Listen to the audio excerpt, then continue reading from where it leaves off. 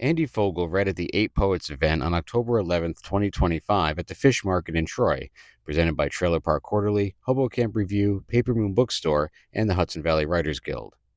He shared poems about family and abolitionist John Brown, along with other work. Fogle is the author of Mother Countries, Across From Now, and 7 chapbooks. A 2021 Saratoga Arts grant recipient, his work has appeared in Best New Poets 2018, Tahoma Literary Review, and Potomac Review. He is poetry editor at Salvation South and teaches English at Bethlehem Central High School.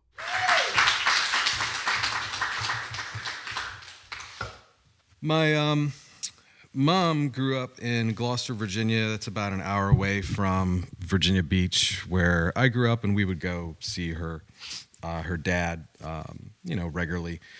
And just behind their place was this big building. It was a bowling alley the whole time I remember it. But years before, when my mom was little, it was a segregated movie theater. One half was called the Edge Hill, the other half was called the Star. And before my mom was born, my grandfather worked as an usher part-time, trying to pick up some extra money. And he worked as, at least as the people there called it, both sides. Sometimes you learn things about your family and you start wondering things and you start looking into those things and you wonder more. And this is trying to, deal with uncertainty.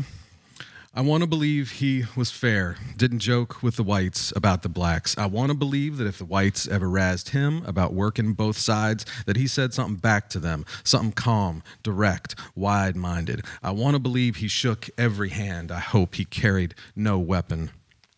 For patrons who arrived late, I want to believe he shone the same torch. Surely it was the same light. It had to be. I want to believe.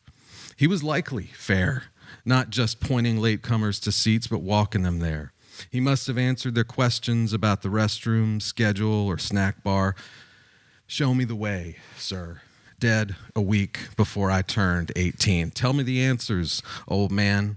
You who pass between adjacent theaters, shuttling the one reel they share. I imagine congratulations on the little girl born 4 days before his own birthday, wonder about the sister-in-law who fled the Armenian genocide as a child, wonder about his conscience. Lord, all the places your mind goes for the heart's sake, to try to balance the scales. Show me the way, sir. Tell me the answers, old man. Shine your light, blood usher, not at the screen where it'll go unnoticed, but on me and on us in this dark cathedral of fantasy.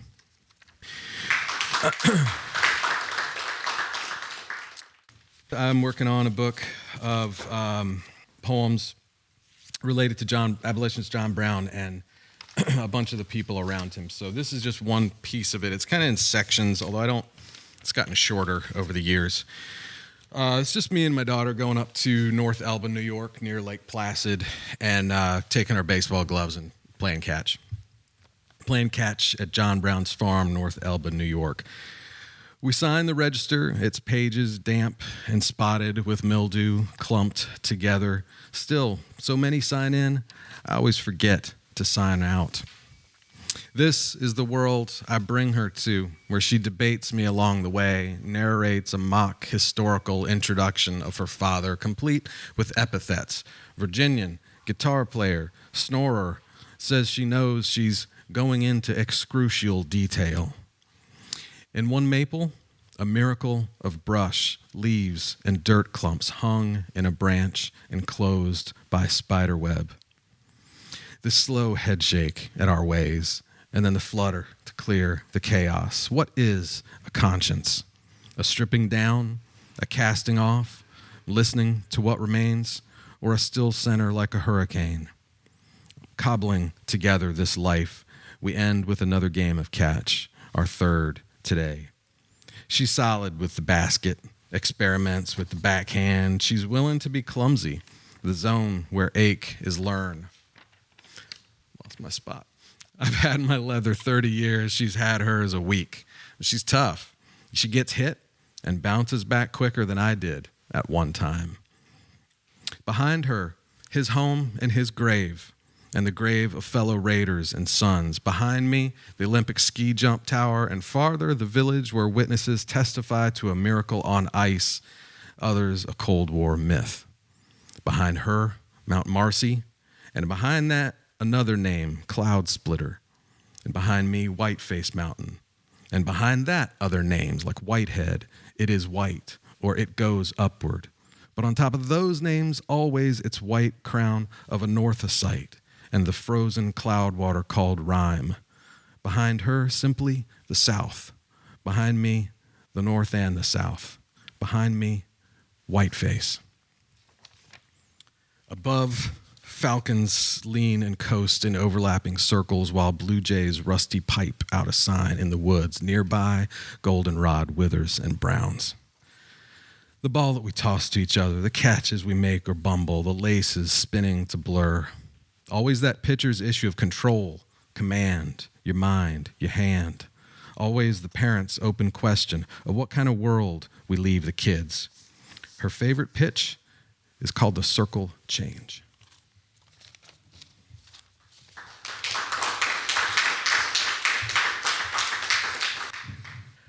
So there was this teacher exchange program thing where a teacher from Egypt, this guy Walid Abdallah, my friend, came and hung at the high school where I teach for a long time.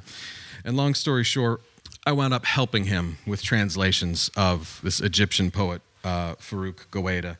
Walid, I don't know any Arabic. Walid produces a basic English version of it. I revise, but asking him lots of questions along the way about cultural assumptions or cultural symbolism or history and things like that, trying to clarify my, massive ignorance. It's called Cause. So this is one by Mr. Farouk Gaweda. Innocence can't survive these times, so I come to love you before the void. We dreamed of a haven for refugees, shelter for birds, water for palms. We watched spring turn to ash, the sun burn itself away, the river of wine become blood. The edge of my own pride was both border and blade. Just look at how my hand can close. But your love is my shade and my Nile, and the ragged path of hope is still a path. We still dream within weariness. Any day's light is still daylight, and at night the moon still beams. Love, we are pure revelation. Love threads every agony, kindles the lost. Consider, if I pulled the shutters and I squandered the faith that made me, would that grieving quell this anguish? Since our eyes are pale night and faint light, let's send fire into the abyss, shout in the impossible silence, and weave a new image of leave-taking. Right.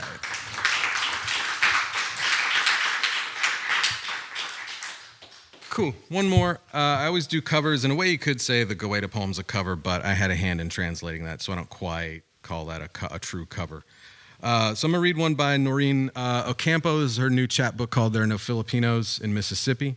She grew up in Atlanta, now lives in Mississippi. I think she's getting some kind of degree at Ole Miss. This is the first poem in that book. It's called There Are No Filipinos in Mississippi, except for the two women arguing by the dumpster. Tama na, says one. That's right, just take it.